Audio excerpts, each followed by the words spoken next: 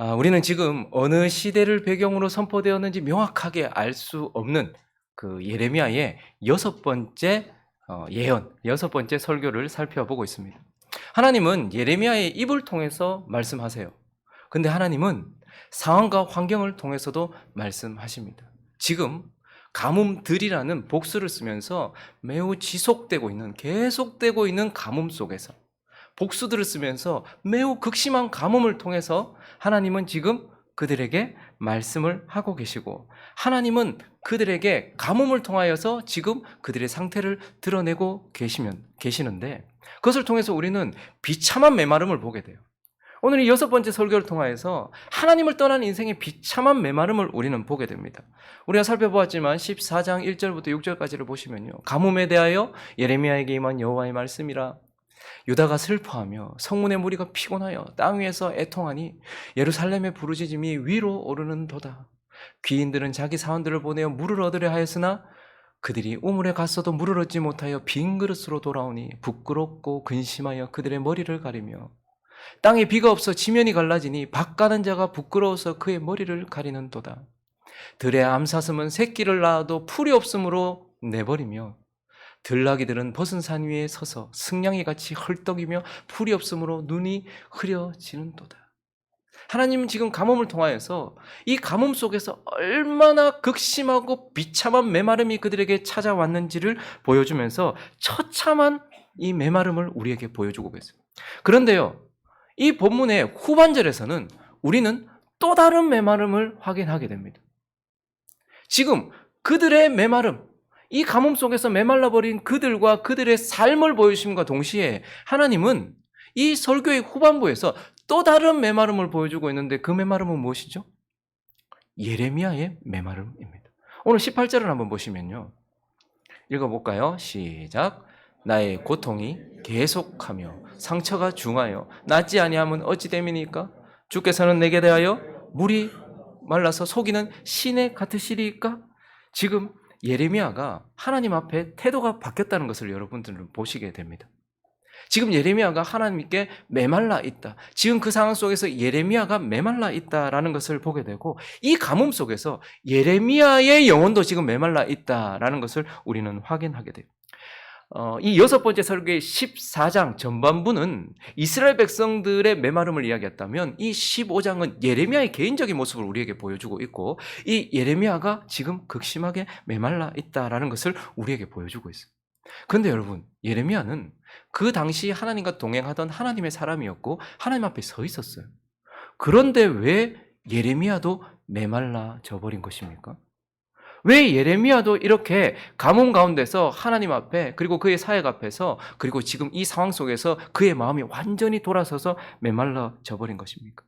오늘 우리는 이제 이 6번째 설교의 마무리되는 후반절을 통하여서 하나님의 사람이 그에게 주어진 상황 속에서 왜 메마르는지와, 그리고 그렇게 메마른 인생들이 어떻게 회복되어질 수 있는지에 대하여서 한번 살펴보려고 합니다. 그래서 두 국면으로 나눠서 살펴볼 텐데요, 그 첫 번째, 먼저 왜 메말라 버렸습니까? 왜 메말라 버렸는가?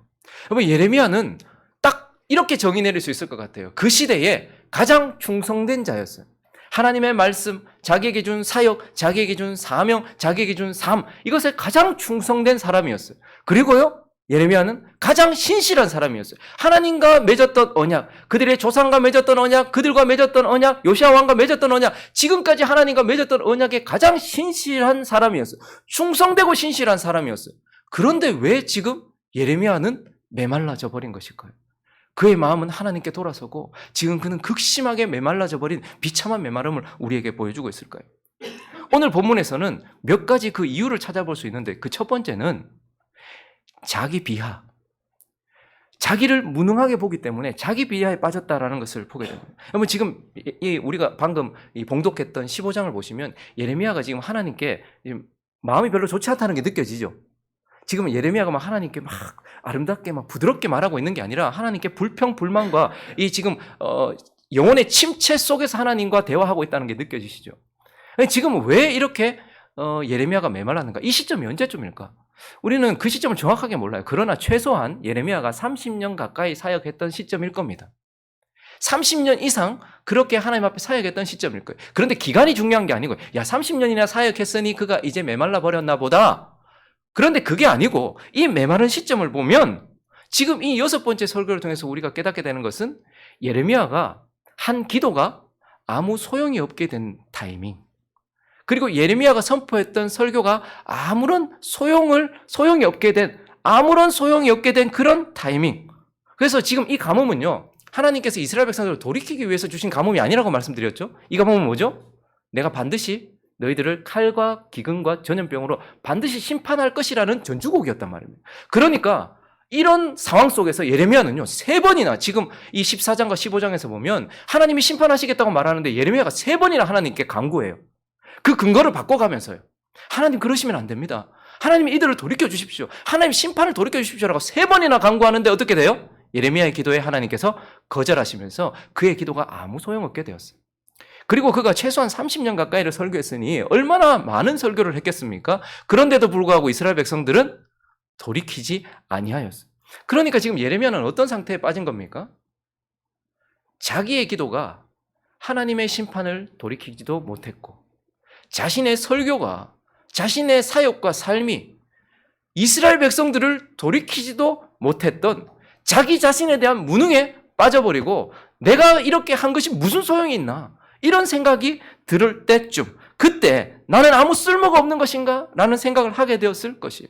그러니 하나님 앞에 서면 백성들을 돌이키지 못한 죄책감에 시달리고, 백성들 앞에 서면 심판을 막아주지 못하는 죄책감에 시달리면서 내가 여기서 사역하고 내가 하나님께 기도해봤자 이게 무슨 의미가 있는가? 그러한 자기 비하, 자기를 무능하게 보는 그러한 상황 속에 빠져버렸다라는 것이죠. 그런데요, 오늘 본문을 자세히 보면요, 이건 예레미야에게 달려있는 일이 아니었습니다. 그래서 1절을 보시면 하나님 뭐라고 말씀하세요? 여호와께서 내게 이르시되, 뭐라고 말합니까? 모세와 사무엘이 내 앞에 섰다 할지라도 내 마음은 이 백성을 향할 수 없다. 아마 그는 이렇게 생각했을 거예요. 멸망 앞에 선 이스라엘 백성들을 위하여 모세가 기도했을 때 하나님은 그것을 돌이키셨다. 블레셋에 의해 망할 수밖에 없었던 그 상황 속에서 사무엘이 기도했을 때 하나님은 그 뜻을 돌이키셨다. 그리고 나는 이 시대에 서 있는데, 내가 하나님께 이렇게 기도했는데 나는 나의 기도로 하나님의 심판을 돌이키지 못하는 이 무능함에 빠졌을 때에 그는 내게 문제가, 내 기도가 약한 것인가? 내 기도가 소용없는 것인가? 라고 생각했을 거예요. 근데 하나님 뭐라고 말씀하시는 거예요? 이건 네 기도의 문제가 아니라는 거예요. 모세가 여기 서서 기도했다 할지라도, 사무엘이 여기 서서 기도했다 할지라도 아무런 역사가 일어나지 않았을 것이다, 이렇게 말하는 거예요. 그리고요, 그 앞전에 그가 사역을 처음 시작할 때 왕이 누구였다고 말했죠? 요시야. 누구요? 네, 요시야.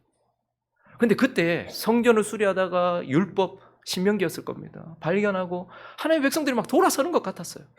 그러니까 이스라엘 백성들이 조금 개혁되는 것 같았고 하나님께 가까이 가는 것 같았어요. 그런데 그가 죽고 난 이후에 급격하게 다시 확 돌아가 버리고, 자기가 아무리 설교를 해도, 자기가 아무리 사역을 해도 변화되지 않는 그런 것을 보면서 이게 내 설교의 문제고 내 능력의 문제가 보다, 그런 생각이 들었을 거예요. 그런데 오늘 사전은 또 뭐라고 말씀하고 있습니까? 유다 왕 히스기야의 아들 므낫세가 예루살렘에 행한 것으로 말미암아 내가 그들을 세계 여러 민족 가운데 흩으리라. 요시야 왕 이전부터 벌써 히스기야의 아들 므낫세 때부터 이어져 왔던 그 죄 때문에 누가 그 앞에 섰다 할지라도 그들에 대한 심판은 돌이켜지지 않았을 것이다.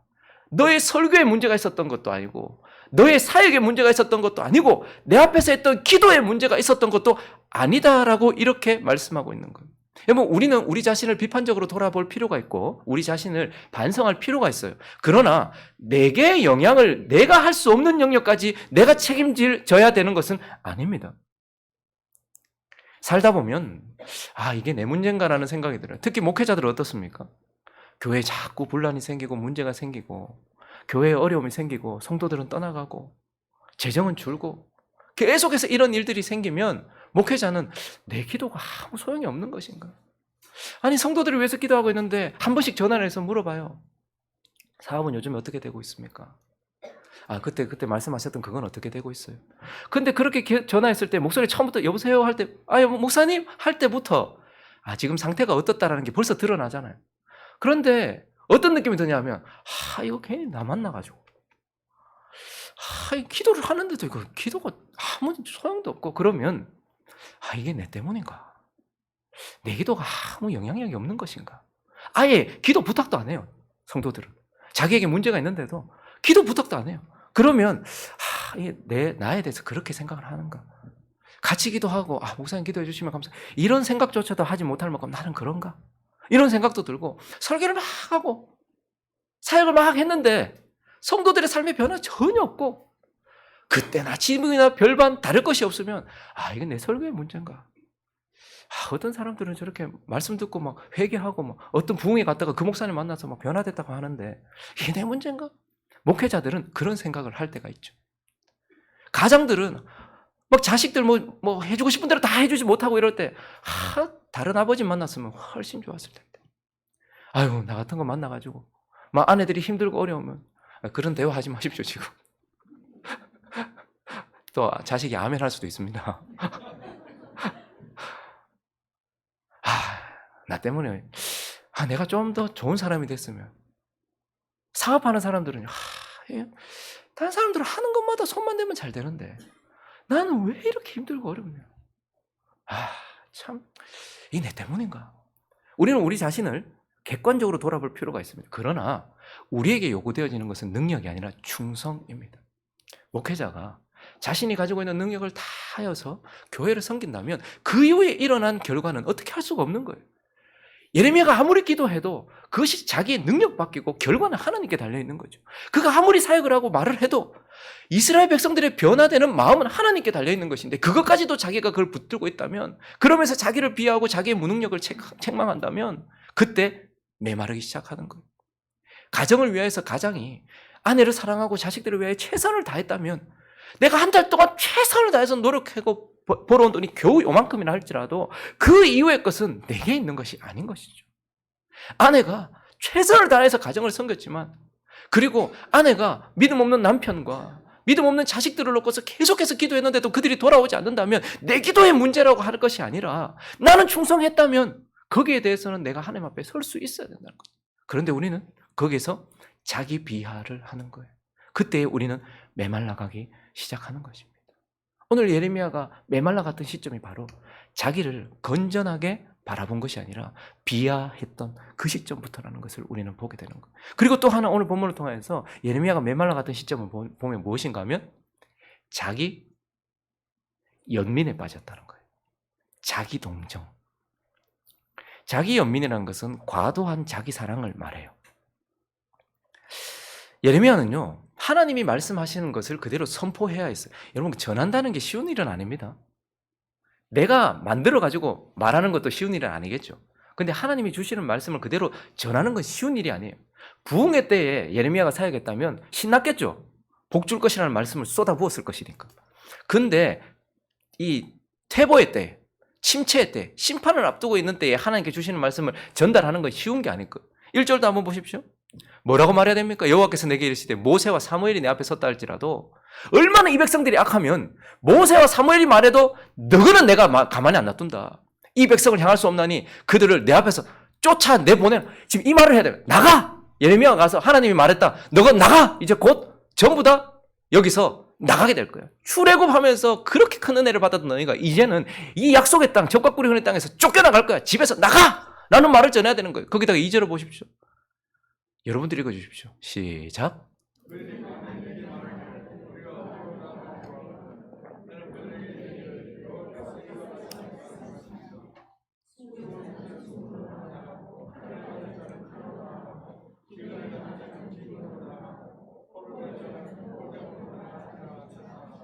안 그래도 지금 가뭄 속에서 힘들어 죽겠는데 어디로 나갑니까? 나가래요. 하나님이 나가래. 나가. 그럼 어디 나갑니까? 죽을 자는 죽음으로 나가고, 칼을 받을 자는 칼로 나가고, 기근을 당할 자는 기근으로 나가고, 포로될 자는 포로됨으로 나가. 이 말을 전하는 게 쉬웠겠습니까? 얼마나 힘들었겠어요. 거기다가 6절을 보십시오. 정말 절망적입니다. 여러분들이 읽어주십시오. 시작.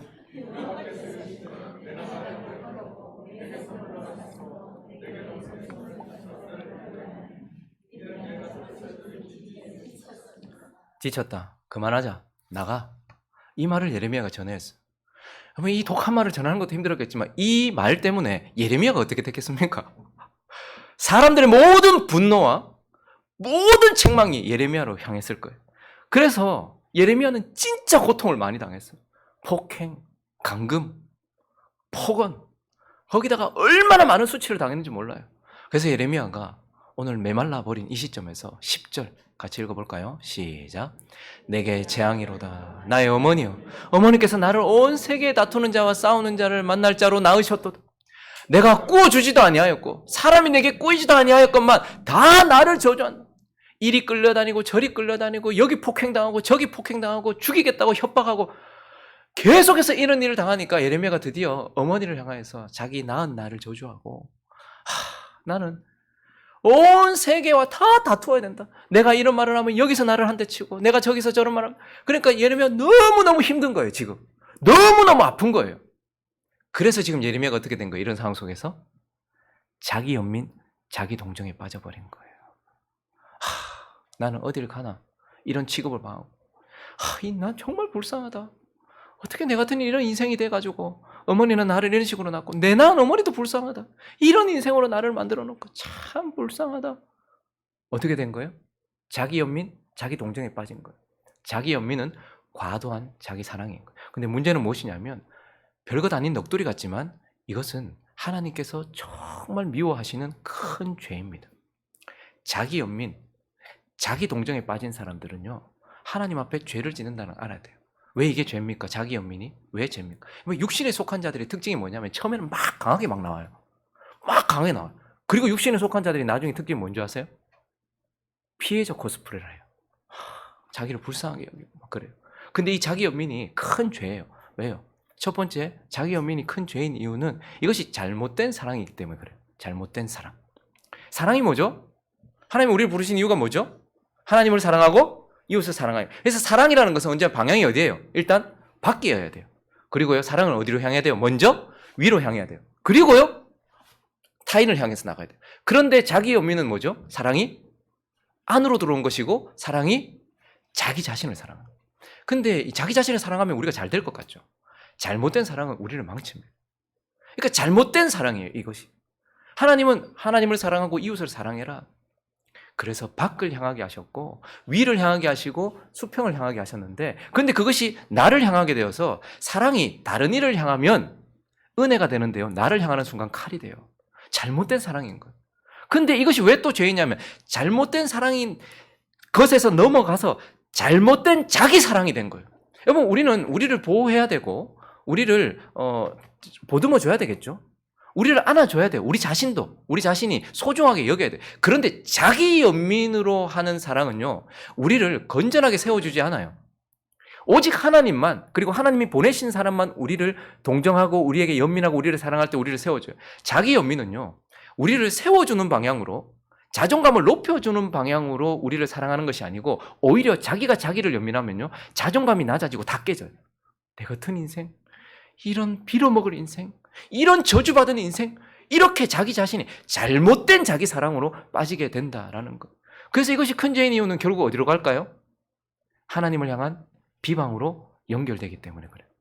그래서 모든 사람들을 가해자로 만들고 자기는 피해자라고 생각을 하게 만드는 거예요. 이런 상황을 만드신 하나님, 나를 이곳에 두신 하나님, 그리고 나를 치는 저 사람들 전부 다 가해자고 나만 선의의 피해자라고 생각을 하는 거예요. 그래서 하나님을 향하여 모독하고 하나님을 향하여 비방합니다. 사실 그러나 여러분 한번 보십시오. 지금까지 우리가 예레미야서를 보면서 하나님이 어디 계십니까? 예레미야와 함께 계세요. 예레미야 마음 가운데 계시고 예레미야와 함께 계세요. 고통은 누구만 받고 있습니까? 예레미야만 받고 있습니까? 아니에요. 하나님이 받고 계세요. 십자가에서 예수 그리스도가 죽으시면서 우리를 대신해서 그곳에 계셨던, 십자가의 자리에 계셨던 그분은 우리가 고통당할 때 늘 우리와 함께 계세요. 그리고 그 당시에 예레미야만 고통받았던 게 아니라 하나님 앞에 섰던 모든 사람들이 다 고통받았어요. 그러나 우리는 어떻게 생각하냐면, 조금만, 이런 사람들은 자기 연민에 빠진 사람은 조금만 고통스러우면 자기를 특별하게 생각해서 내가 받는 고통은 너무 커. 그러나 여러분 한번 생각해 보십시오. 목회자들도 마찬가지예요. 자기 연민에 빠지면요, 자기만 찾는 줄 알아요. 이 이리 같은 성도들에게 둘러싸여서 내만 고통당한다. 막 그렇게 생각하고 내만 지금 이렇게 힘들다 이렇게 생각을 해요. 근데 한번 보세요. 여러분 요즘에 킹더랜드 안 보시죠? 여러분들 또 말씀과 기도에만. 자, 얼마나 은혜를 받는지 몰라요. 거기 호텔리어들도요.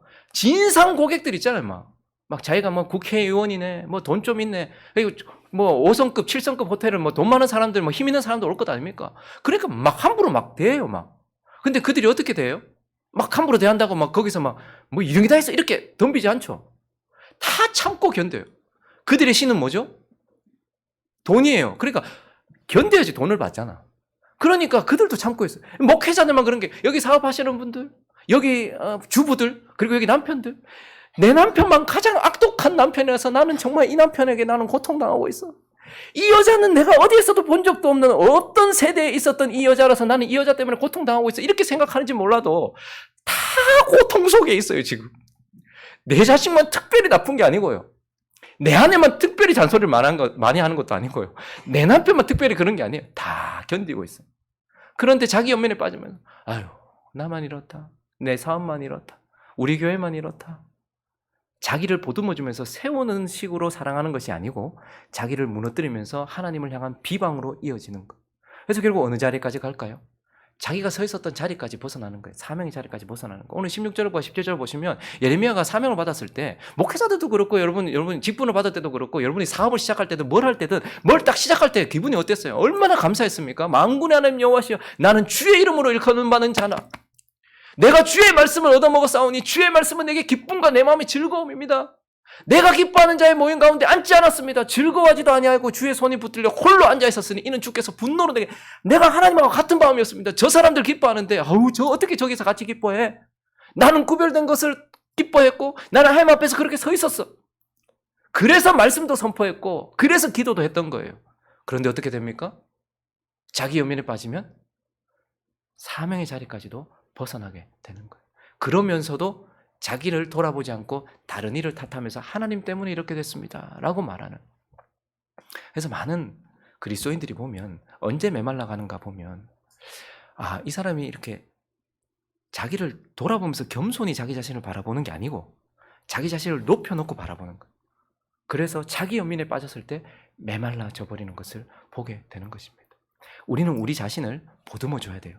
그러나 하나님의 은혜 가운데서 그분의 손길로 우리 자신을 보듬어야지, 자기가 자기 사랑으로, 자기 사랑이 자기로 향하기 위해서 보듬으면 반드시 메말라져 버리게 돼 있어요. 사랑이 밖을 향할 때는 따뜻하게 해줍니다. 그러나 사랑이 내가 주체가 되어서 내게로 들어오면 나를 태워버리는 거예요. 메말라 버리게 만든다는 거예요. 그리고 또 한 가지, 예레미야가 왜 메말랐나? 그렇게 충성되었고 그렇게 신실했는데 그가 이 가뭄 속에서 그들처럼 메말라 버린 이유가 무엇이냐면 이번에는 자기 생각 때문이라는 거예요. 자기 생각, 자기 비하, 자기 연민. 제일 무서운 게 자기 생각이에요. 오늘 18절을 보시면요, 나의 고통이 계속하며 상처가 중하여 낫지 아니하면 어찌 됨이니까? 주께서는 내게 대하여 물이 말라서 속이는 시내 같으시리까? 그러니까 하나님이 이렇다라는 거예요. 지금 자기가 하나님 고쳐주시지도 않은 상황 가운데서 계속 서 있었고 나는 너무너무 고통을 받아서 지금까지 있어. 근데 사실 30년, 40년을 거기 서 있을 수 있었던 이유는 하나님 때문이에요. 우리가 견디고 있는 이유는 하나님 때문이에요. 그런데 하나님을 향하여서 고쳐주지도 않고 하나님 이렇게, 그러다가 하나님께 뭐라고? 물이 말라서, 내게 대하여 물이 말라서 속이는 시내 같다라는 거예요. 그 이스라엘 땅은 보면 와디 아시죠? 그러니까 평소에는 거기가 강이 아니에요. 근데 뭐 우기가 되거나 비가 오면 거기가 강이 되는. 그러니까 강 이름이 붙여져 있는데 가보면, 강이라 해서 가보면 물이 없어. 혹시 거기 물이 있을까 싶어서 갔는데 물이 없어. 그러니까 하나님이 그런 와디처럼 물이 있을 것 같아서 가봤는데 물은 없고 여기 가면 목마름을 해결할까? 라고 생각해서 하나님 앞에 갔더니 나한테 목마름을 해결해 주지 않는 하나님은 나를 속이는 자 같다. 이렇게 말해요. 그래서 원문을 좀 살려서 번역하면 이렇습니다. 그가 이렇게 말하고 있어요. 지금 하나님 앞에. 어찌하여 제 고통은 끝나지 않습니까? 제 상처는 어찌하여 고칠 수 없고 낫지 않는 것입니까? 주는 제게 물이 넘쳤다가 말랐다가 하는 믿을 수 없는 시내와도 같습니다. 그 지금 어떻게 생각하는 거예요? 하나님에 대해서. 지금 자신에 대해서 어떻게 생각하는 거예요? 자기 생각에 빠져 있는 거예요. 사실을 기반으로 한 자기 생각에 빠져 있는 거예요.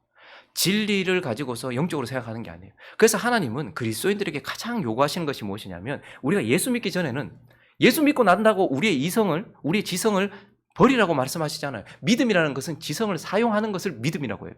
덮어놓고 믿는 걸 믿음이라고 하지 않아요. 믿음이란 무엇을 믿는 것이기 때문에 지성을 사용해요. 그러나 우리가 예수 믿기 전에는 어떻게 생각을 했나요? 어떻게 지성을 가지고 사용을 했나요? 오직 자신의 경험과 자신을 기반으로 생각을 해요. 이게 예수 없는 사람들의 특징입니다. 자신의 생각과 자신의 경험과 자신의 뜻대로 생각하는 거. 이게 무조건 다 죄는 아니에요. 그러나 주체는 누구죠? 자기 생각인 거예요. 그런데 예수를 믿고 난 이후에는 하나님께서 우리에게 뭘 요구하십니까? 말씀을 통하여 생각을 하라고 말씀합니다. 그리고 우리 속에 계신 성령 안에서 생각하라고 말씀하세요. 그러니까 육의 생각, 육신의 생각은 성령을 반드시 거슬러요. 성령은 육신을 거스르게 돼 있어요. 그래서 하나님께서 너희는 생각하지 마라 이제. 그렇게 말씀하시지 않고 이제 그리스도인이 되었으니 어떻게 생각하라는 거예요? 말씀을 따라 생각하는 거예요. 말씀을 생각하라는 거예요. 말씀대로 생각하라는 거예요. 네 마음대로 생각하지 말고 말씀을 기반으로 생각하는 거예요. 그래서 우리 교회가 계속해서 주장하는 게 뭐죠? 매일 말씀을 따라오라는 거예요. 매일 말씀 앞에 서라는 거예요. 그래서 하나님이 내게 하신 말씀을 들으면서 그 말씀을 기반으로 생각을 해야 되는 거예요. 내 눈에 보이는 대로 생각하는 것이 아니라 말씀을 따라 생각하라는 거예요. 그리고요, 내 속에 드는 생각대로가 아니라 내 안에 역사하시는 성령을 따라. 그래서 육신의 생각은 뭐요? 사망이에요. 반드시 메말라요. 그러나 영의 생각은요? 생명과 평안이라는 거예요. 그렇기 때문에 말씀을 따라서 성령을 따라서 생각을 하는 거예요. 근데 예레미야가 지금 이 순간 지금 말씀대로 생각하고 있습니까? 성령 안에서 충만해서 생각하고 있습니까? 아니에요. 보이는 대로, 자기가 느껴진 대로, 자기 생각대로 생각하는 거예요. 그러니까 같은 상황을 바라보면서도 바뀌는 것이죠. 우리가 언제 메말라 가는가? 딱 한 가지 정확한 지점은 무엇이냐면 자기예요. 나, 옛사람. 여기에 초점이 맞춰지고 자기에게 집중되고 자기가 섰을 때 자기 비하에 빠지고 자기 연민에 빠지고 자기 생각에 빠져서 메말라 가더라. 하나님의 백성도 그렇게 되더라. 라는 것을 보여주고 있는 것입니다. 자, 그런데 그러면 이제 어떻게 이게 해결될 수 있는가? 하나님은 지금 이 상황 속에서 해결점도 우리에게 가르쳐주고 있어요. 자, 어떻게 회복되는가? 어떻게 회복될까요? 오늘 예레미야를 보면 알 수 있는데 일단 말을 해야 돼요. 말함으로써 회복돼요.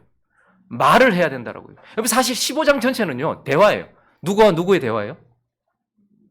예레미야를 사랑하는 하나님과 지금 하나님께 분노하고 메말라져 버려 있는 깡마른 예레미야의 대화예요. 계속해서 대화하고 있어요. 하나님과의 대화. 우리가 사람과의 대화는 비판이 될 수도 있고 비난이 될 수도 있고 싸움이 될 수도 있고 다툼이 될 수 있어요. 근데 하나님과의 대화는 어떻게 됩니까? 언제나 그것이 위를 향하여 기도가 되는 거예요. 그렇기 때문에 우리가 메마른 상황 가운데서 해결될 수 있는 유일한 길은 말하는데 위를 향해 말하는 거예요. 내 속에 계신 성령을 향해 말하는 거예요. 기도. 이것이 반드시 있어야지만 우리가 회복되는. 그냥 사람들하고 말해요. 그래서 사람들이 보면 너무너무 힘들고 메마르면 어떻게 하죠? 바람 쐬러 간다고 얘기해요. 누구를 만나요. 근데 사람과의 대화는 우리를 결코 메마르면서 해결해 줄 수 없어요. 왜냐하면 그들은 생수가 아니기 때문에. 그들은 산산수 같고 그들은 사이다 콜라 같아요. 그래서 이야기하고 나면 더 목말라요. 그러나 생수 되시는 예수 그리스도께 말하면 그분께 기도하면 그래서 있는 그대로 그분에게 쏟아내요. 사람에게 쏟아내면요 그게 흠이 될 수도 있어요. 그러나 하나님께 쏟아내면 그것이 깡마른 말이라 할지라도 하나님께는 기도가 될 수 있다는 거예요. 그래서 15절부터 보시면요 18절까지 있는 그대로 그가 하나님께 쏟아내고 있는 말 바로 기도입니다. 읽습니다. 시작.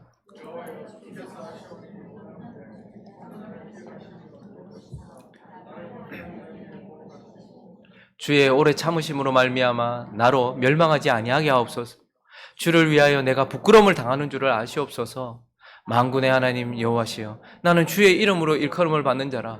내가 주의 말씀을 얻어먹었사오니 주의 말씀은 내게 기쁨과 내 마음의 즐거움이오나 내가 기뻐하는 자의 모임 가운데 앉지 아니하며 즐거워하지도 아니하고 주의 손에 붙들려 홀로 앉았사오니 이는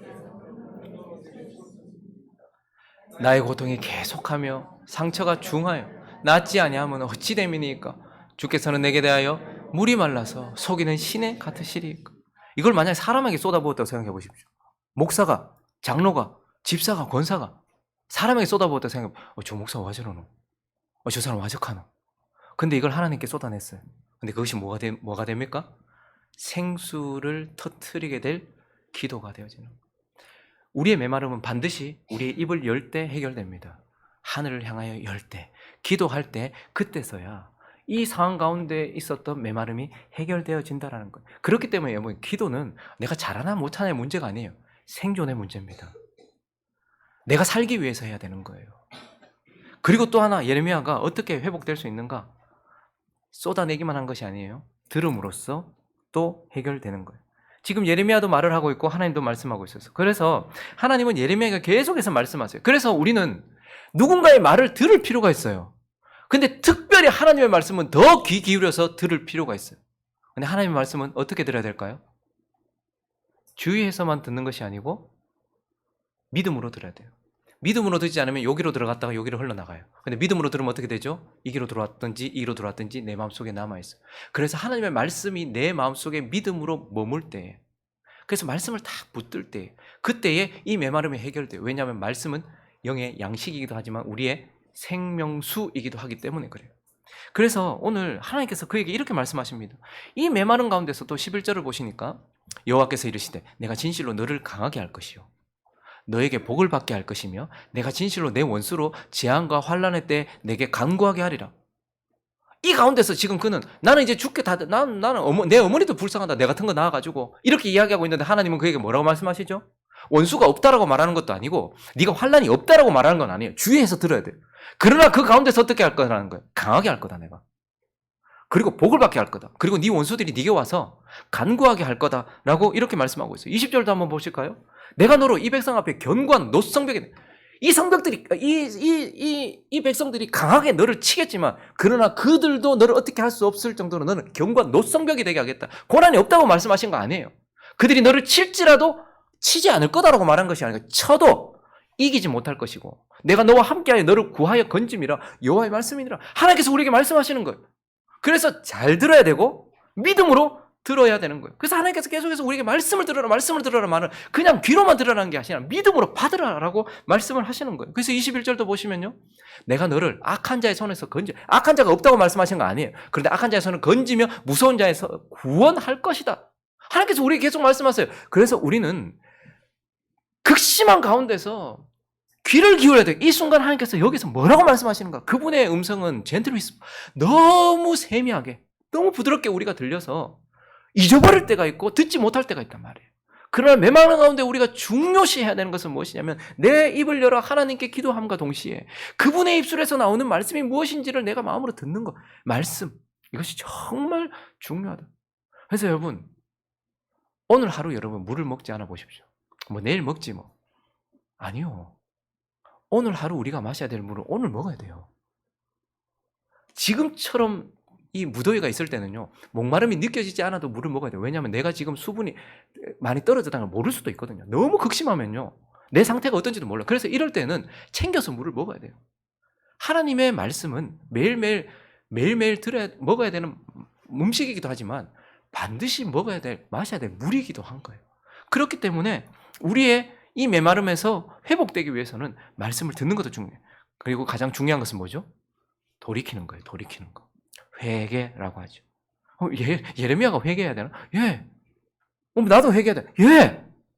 나 예수 믿을 때 회개했는데 오늘 회개해. 예. 내일도 해야 되나? 예. 저와 여러분은 날마다 나 자신으로부터 세상으로부터 돌이켜야 돼. 예레미야는 지금 하나님께로부터 돌아섰어요. 너무 힘들었거든요. 그리고요 사역으로부터도 돌아섰어요. 그랬더니 하나님 뭐라고 말씀하십니까? 19절 읽을까요? 시작. 여호와께서 이와 같이 말씀하시되 네가 만일 돌아오면 내가 너를 다시 이끌어 내 앞에 세울 것이며 네가 만일 헛된 것을 버리고 귀한 것을 말한다면 너는 나의 입이 될 것이라. 그들은 내게로 돌아오려니와 너는 그들에게 돌아가지 말지니라. 지금 예레미야가 돌아서 버렸거든요. 마음이 메말라가지고 이스라엘 백성들도 그 가뭄 가운데 메말라서 하나님께 돌아서 버렸거든요. 근데 하나님의 사람도 그 순간 자기 비하, 자기 연민, 자기 생각에 빠져가지고 돌아서 버렸거든요. 그러니까 하나님께서 뭐라 말씀하시는 거예요? 기도하고 있는 그에게 돌이켜라, 돌아서라 라고 말씀하시는 거예요. 그래서 원문을 좀 살려서 더 명확하게 읽어드리면 여호와께서 이렇게 말씀하셨다. 네가 마음을 돌이켜 내게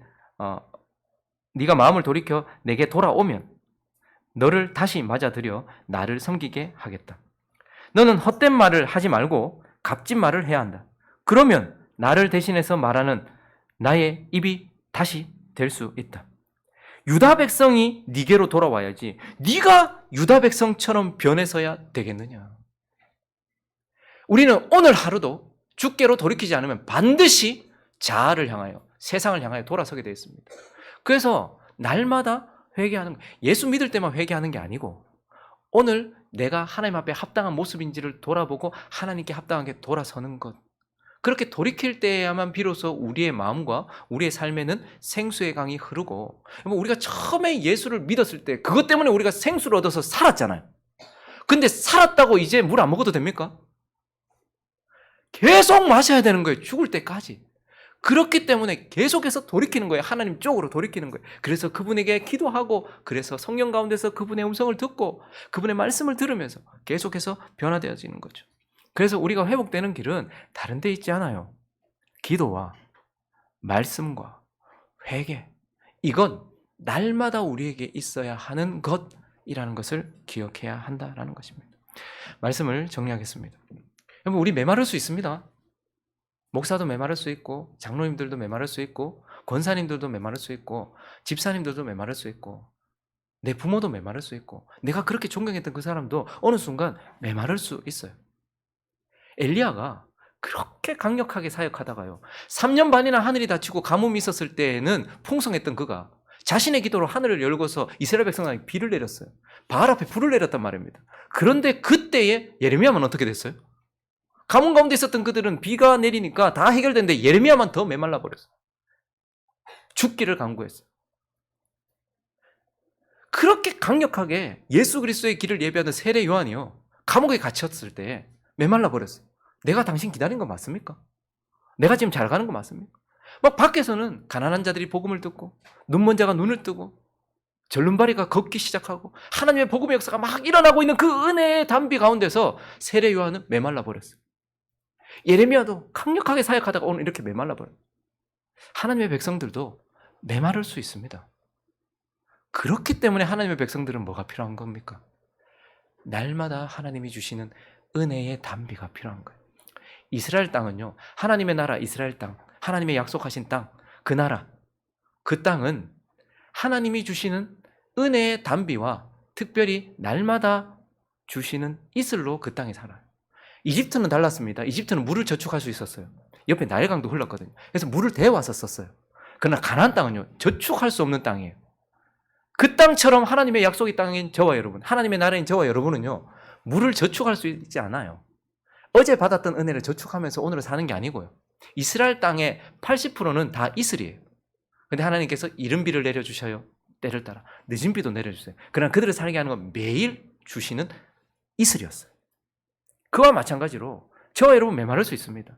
그런데 그렇기 때문에 그 약속의 땅이, 그 하나님의 나라가 그랬던 것처럼 저와 여러분이 오늘도 하나님이 주시는 단비, 이슬, 이른 비와 늦은 비, 이것이 필요하다라는 것을 기억하시기 바랍니다.